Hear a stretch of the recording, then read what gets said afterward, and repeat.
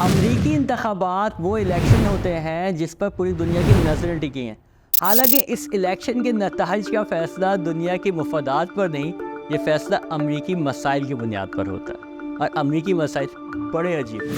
ہمارے یہاں روٹی، کپڑا اور مکان پر ہی عوام ووٹ کے لیے نکل پڑتے ہیں، لیکن وہ ٹھہرا امریکہ بہت، اور امیروں کے مسائل بھی امیروں والے ہی ہوتے ہیں. جیسا کہ امریکی الیکشن میں اس وقت ابارشن وہ مسئلہ بنا ہوا ہے جو ٹرمپ یا کملا ہیرس کی جیت یا ہار کا فیصلہ کر سکتا ہے.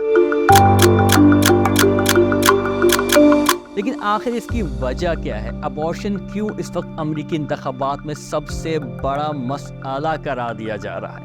اس کی وجہ ہے 2022 کا سپریم کورٹ کا ایک فیصلہ. یہ فیصلہ کیا تھا اور کیسے 2 سال بعد بھی یہ عدالتی فیصلہ امریکی صدارت کے مستقبل کا فیصلہ کرنے والا ہے؟ آج کی ویڈیو میں اسی پر بات کریں گے.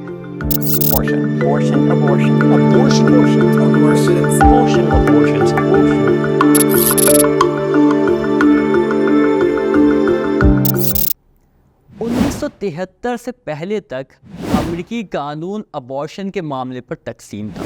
اس حوالے سے ہر ریاست کا اپنا قانون موجود تھا. کچھ ریاستوں میں اسے قانونی حیثیت حاصل تھی، لیکن بیشتر ریاستوں میں یہ عمل مکمل طور پر غیر قانونی تھا. اس نقشے میں دیکھیں، اس میں نظر آنے والا یہ سیاہ ڈاٹ دراصل ریاست پینسلوینیا ہے. 1973 تک یہاں ابارشن پر مکمل پابندی تھی. اس کے علاوہ صرف نظر آنے والی 29 امریکی ریاستوں میں خاتون کی جان کو خطرے کی صورت میں ابارشن کیا جا سکتا تھا. ریاست مسیسپی جو یہاں براؤن کلر میں نظر آ رہی ہے، وہاں ریپ کی صورت میں خاتون ابارشن کرا سکتی تھی.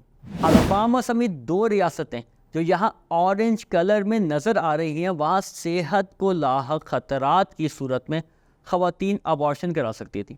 پیلے رنگ میں رنگی تمام ریاستیں ریپ، صحت کو لاحق خطرات، ریپ اور دیگر صورتوں میں ابارشن کا اختیار دیتی تھیں، جبکہ آسمانی رنگ میں رنگی ریاستوں میں ڈاکٹر کے مشورے سے خواتین ابارشن کرا سکتی تھیں. 1973 تک امریکہ میں یہی قانون تھا، جس کے خلاف امریکہ بھر میں فیمنسٹ موومنٹ بھی چلی، جس کا نعرہ مائی باڈی مائی چوائس اتنا مشہور ہوا کہ آج بھی پاکستان میں عورت مارچ کی پہچان ہے. میرا جسم میرا مرضی. جی ہاں، یہ نعرہ امریکہ کی ان فیمنسٹ عورتوں نے لگایا تھا جو ابارشن کا حق مانگ رہی تھی. یہ نعرہ وہیں سے آیا. Which means they could take away our decision before we even know we have a decision to make about our own bodies and our own lives. Is this okay? خیر، اب یہ سوال یہ پیدا ہوتا ہے کہ 1973 میں ایسا کیا ہوا کہ امریکہ میں سب کچھ بدل گیا. 1973 میں رو وی ویڈ وہ کیس تھا جس سے متعلق امریکی سپریم کورٹ کے حکم نے اس قانون کو بدل کر رکھ دیا. اب یہ رو وی ویڈ کیس تھا کیا؟ بیسیکلی نارما میک کانوے یہ خاتون تھی جو ٹیکساس کی رہائشی تھی. ان کو جب اپنے تیسرے بچے کو لے کر پریگننٹ ہوئی تو وہ ابارشن کرنا چاہتی تھیں. کچھ ان کے معاشی مسائل تھے یا دیگر مسائل کی وجہ سے ابارشن کی خواہش رکھتی تھیں، لیکن ٹیکساس کا قانون اس کی اجازت نہیں دیتا تھا. تو انہوں نے اس قانون کے خلاف سپریم کورٹ میں اپیل دائر کی، اور کچھ قانونی وجوہات کی وجہ سے ان کا نام نارما میک کانوے کا نام یہاں بدل کے جین رو کے نام سے اپلیکیشن فائل کی گئی. اور جو سرکاری اٹارنی جنہوں نے گورنمنٹ کی طرف سے جین رو کے خلاف کیس لڑا وہ تھے ہینری ویڈ، جو سرکاری اٹارنی تھے. تو اس بنیاد پر اسے رو وی ویڈ کیس کا نام دیا جاتا ہے. اچھا، رو وی ویڈ کیس میں سپریم کورٹ نے پورے امریکہ میں خواتین کو ابارشن کا حق دے دیا، اور اس کیس میں سپریم کورٹ کے فیصلے کے بعد پورے امریکہ میں خواتین کو ابارشن کا اختیار مل گیا. البتہ 2022 میں سپریم کورٹ نے اس فیصلے پر ایک بار پھر نظر ثانی کی اور اپنا فیصلہ واپس لے لیا، جس کے بعد اب یہ ایشو ایک بار پھر امریکی انتخابات میں جیت اور ہار کا مسئلہ بن چکا ہے. لیکن یہ ہوا کیسے؟ اس فیصلے کے پیچھے ڈونلڈ ٹرمپ کا کردار بڑا ایکٹیو ہے. چونکہ امریکہ میں ججز کی ریٹائرمنٹ کی کوئی عمر طے نہیں، وہ خود اپنی ریٹائرمنٹ کا فیصلہ لیتے ہیں، جس کے بعد صدر نئے جج کی تقرری کرتا ہے. صدر ڈونلڈ ٹرمپ کی خوش قسمتی کہہ لیں، وہ اپنے دور صدارت میں سپریم کورٹ کے 3 ججز تعینات کرنے میں کامیاب ہو پائے جو ان کے ہم مزاج تھے.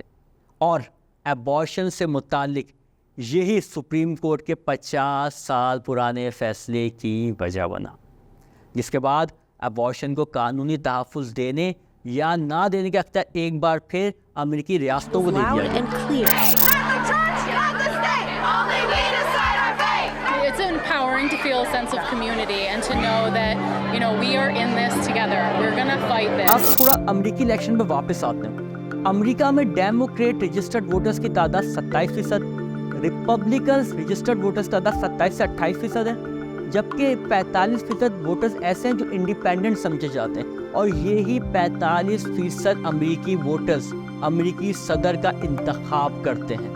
مگر یہاں ایک مسئلہ ہے. اس مسئلہ یہ ہے کہ یہ 45% ووٹرز ہیں، یہ زیادہ تر بڑی عمر کے افراد ہیں، بزرگ ہیں، جو زیادہ تر ریلیجیس مانے جاتے ہیں، اور یہ وہ لوگ ہیں جو ابارشن کے خلاف ہیں، کیونکہ ابارشن ان کے مذہبی اقدار کے خلاف ہے. اسی لیے اس الیکشن میں ٹرمپ ابارشن پر پابندی، جبکہ کملا ہیرس خواتین کو ابارشن کی اجازت دینے کے حق میں.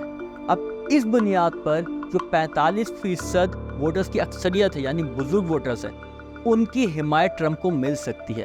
لیکن فی الحال جو پولز آ رہے ہیں اس میں ٹوٹل حمایت کملا ہیرس کی جانب جاتی نظر آ رہی ہے، اور کملا ہیرس کا پلڑا فی الحال بھاری ہے.